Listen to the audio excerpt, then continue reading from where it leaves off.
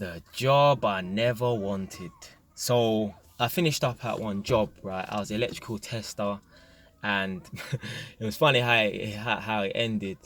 To be fair, right, I'm not even gonna lie to you. I'm not even blowing my own trumpet, but I think they were scared of me. Now I'm not a big guy. I'm 5'9". I'm not big an inch, but it's just the way I fucking carry myself. Yeah, people, they were. I'm not saying they were scared of me, but they were wary of me. Trust me. And it's not just people at work and stuff like that. I just see the way people when I walk down the road and stuff like that. I'm not a bad man or nothing like that, but I'm just saying, like, man, I have a presence. Yeah, obviously on camera it's a bit different, but when you're in my vicinity, like, I have a presence in it, and I don't need to talk neither to be seen or heard, whatever. Yeah. Anyway, so basically the supervisor came, and as I said, I think they were a bit pussy scared of me, yeah, car. I see the supervisor talk to people in certain ways, yeah. But when he came to basically trying to lay me off, he came on some humble stuff, like, oh, like, he just came over so soft, and then he's basically saying, oh, I kind of need you to work more faster and stuff like that. And I said to him, listen, yeah, don't feel no way to let me go, but listen, I work at one speed and one speed only. I'm not compromising my standards to get the job done, because he's saying that he basically needs people to sweat the job out, so basically work hard. And I was like, nah, it's not happening. Yeah. So he said, all right, then today's gonna be your last day, innit? Cool. Boom. So I'm at home now. I'm in my house in Northampton, chilling. Yeah. You see me? Man, I grinder, work every single fucking day. Yeah. But when it comes to just relaxing, obviously I'm not relaxing. I'm making all these YouTube videos and stuff like that. Listen, right now, right, it's August 27th. You know how much YouTube videos I've got? I've got videos up until the 1st of December. Every single week, yeah, there will be 3 videos uploaded. Monday, Wednesday, Friday, 3 p.m. throughout, yeah. So I put in the work, yeah. So anyway, I've been making my videos on YouTube, and then in that time, obviously, I will be writing my book and that, yeah. So that's my relaxing time. Get to do what I want, yeah. So I get a text saying, oh yeah, there's a job going for electrical tester, innit? And I'm thinking, this is too soon. I wasn't expecting to work. So I must have finished up from work, let's say the 12th of August, right?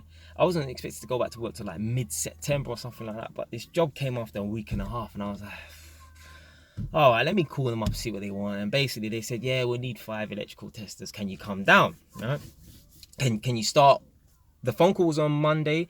They said, can you start tomorrow, which is Tuesday, or Wednesday? And I was like, I prefer to start on Wednesday, innit? Like, I'm relaxing. I don't want to go straight back to work the next day. Yeah, come on. Like, it's almost like you get off the plane from holiday and then you have to go to work the next day. Like, you don't want to do that, innit? You want to, like, a down day, innit? Just to get your head around the fact that you have to go back to work. Man don't like working, Man put in the grind, man put in the shit, but man don't like working, So anyway, they said, yeah, can you start on Wednesday? I said, cool, I'll start on Wednesday, yeah. Then they called me back, oh, can you start on Tuesday? I was like, all right, if I have to, I'll start tomorrow, yeah. Cool. Boom. So basically what the agencies do, when they need 5 electrical testers, for example, yeah, they will call up a lot of different people, yeah, and they will have 20 electricians on standby. Yeah? And then what they do is they pick the ones that they want for whatever reason, yeah, recommendation, whatever in it, or they've dealt with them before, whatever in it, yeah. So I was hoping that I was one of those 15 people who I never heard back from them. Then I got the confirmation text. Can you do this induction? Can you start here at this time? I'm like, oh fuck, I've gone down to the job now, and it's just the usual rubbish, whatever in it, yeah. But I don't know what it was. Well, man knows what it was actually. Yeah. Just my whole aura, my whole demeanor, right? They looked at me, right? There was 4 of us started on the same day. They looked at me and they thought, this guy has some leadership skills. I don't know what it was or whatever. Just the way I carry myself, yeah. They looked at me and they was like, this guy is the man, right? I didn't even do anything. They don't even know my skill level or whatever. Because no one's checking on me. I don't know what it was, right? But they looked at me like, yeah, this guy's the man. So I started on Tuesday. Then on Thursday, some other guys came in. It was like, yeah, we want you nominating me to show around the new electrical testers. I'm like, okay, cool. I've only been here 2 days, whatever. Cool. I'll show them around. Boom. Then Thursday afternoon come. Then they were asking about who's going to be working on the weekend or whatever. And I said, I'll work the weekend. I'll work every day or whatever. In it, yeah. Friday came. Yeah. In the morning. Yeah, we're all standing up there talking. The manager, the main project manager, sitting down. We're all standing up, like, surrounding him, whatever, innit, yeah. And when I talk to people, and I'm in conversation with someone, I look man dead in their eyes, innit? Yeah, like I don't understand this. Like when people have conversation with people, they're all looking around out underneath their shoe, looking. No, look at man in his fucking eyes. Yeah. When I talk to people, I look them in their fucking eyes, and I don't know what it is. It's that they see that as this guy is focused. Yeah, he's a serious man. I don't know what it is. Yeah, but when I make that eye contact, people know I'm serious. I'm not sitting there like staring at people, nothing like that. But when I look people in their eyes, they know this guy is a serious man. He's focused, whatever in it. Yeah, he's got it up here in it. So he looked me dead in my eyes, yeah, and he said, I want you to be the supervisor. And you know some people, yeah, when they're put on the spot like that, right, and they have been given a position of authority, their heart might sink. I didn't even bat an eyelid. My heart didn't even skip a micro beat, nothing. I was like, I'll do it. Because I've always wanted to be a supervisor, because I know I'm cut out for the job, yeah. Because in my personal life, being a landlord, you're a supervisor. I'm a manager. I run shit. Yeah. I have an environment that I'm in control of, and people need to come to me because I'm in authority. Yeah. So it's natural for me to be in authority. At my taekwondo club, I'm second in command. My instructor always put you, well, the club's split up now, ain't it? But my previous instructor, I had two instructors. One, my previous instructor put me second in command. Yeah, my main instructor second in, like, you know, in command or whatever in it. Yeah, when they're not there, I'll take the class, or they'll call me up. Can you go and take this class? So even when they're there, yo, Jay, can you just take the class, please? In it, they want a break in it. Your car, man's that guy in it. And when you're that guy, yeah, you can get squeezed, as we call it. Yeah. This is going off topic, but when I was at, and this is why you need to make yourself a commodity. I'll make a video about this, detailing this a bit more in it, yeah. But when you make yourself a commodity and you are an asset, yeah, it don't matter in what field, whatever, innit? I've been an asset at work before, where they wanted to keep me on, right? But when you're an asset to a club, like a taekwondo club, I was an asset to my taekwondo club, yeah. Because not only was I a really good sparrer and people could learn from me, I was good at being an instructor. Not just because I know how to throw kicks and show them, because I had the class discipline, yeah. There was no fucking about when I was in command or whatever in it, yeah. And my instructor wanted me to pay, right?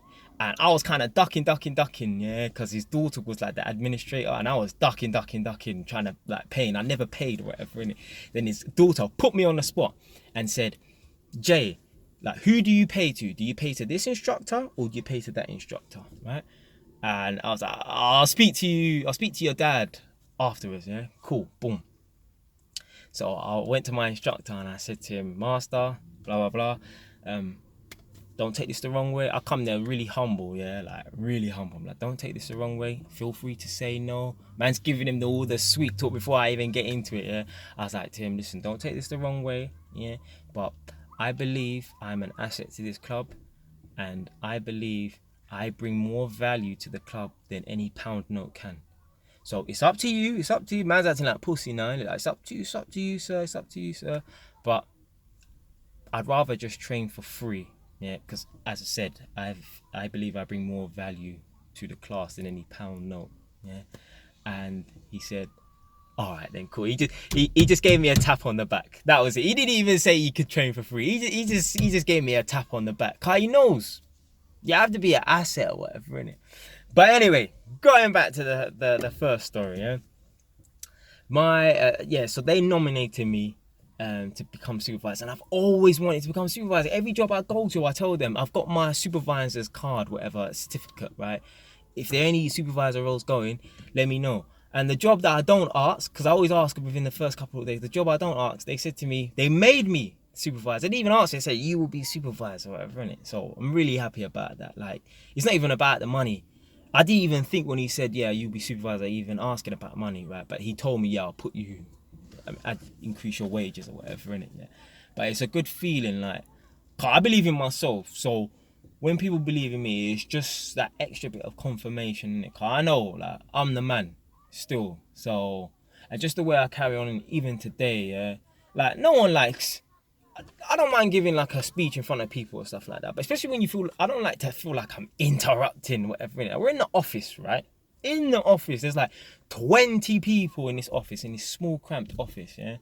And there's all people getting on with what they're doing. There's a lot of tradespeople. There's a lot of people standing up. A lot of people sitting down at desks or whatever, innit? Yeah. And basically, we're working in these high-end properties now, and you're not allowed to leave any tools on the worktops because it's like marble. The worktops probably worth about $3,000 each or whatever, innit? Yeah, minimum. Yeah, probably like 5-6 grand each minimum. Yeah. And some people were caught leaving their tools on the worktops, and they scratched the worktop or whatever, or potentially could scratch the worktop. So anyone that was doing that, it gets caught doing that, they're gonna get kicked off the job, innit? Yeah.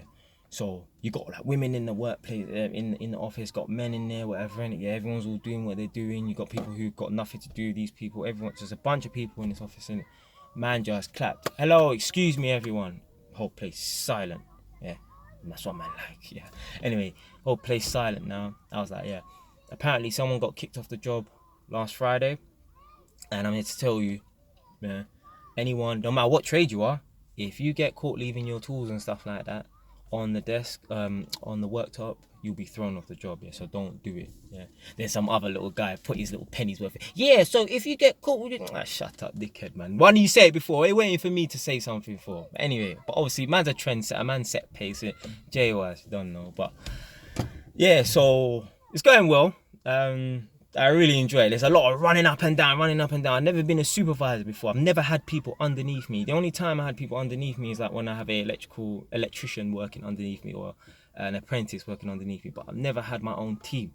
And tomorrow I'll be managing. So I'll be managing about 8 guys, right? Tomorrow I'll have about 14 in total. Yeah. So don't really make much difference in it, but that's just more bodies to manage or whatever in it. But yeah, we'll see how it goes. But yeah, the job I didn't like, or the job I didn't want, turns out to be the job that I like. Mad. And most jobs I hate them, but it's crazy how the job that I didn't want turned out to be one of the best moves I made going for that job. So I thought I'd just share that story with you. Stay wise.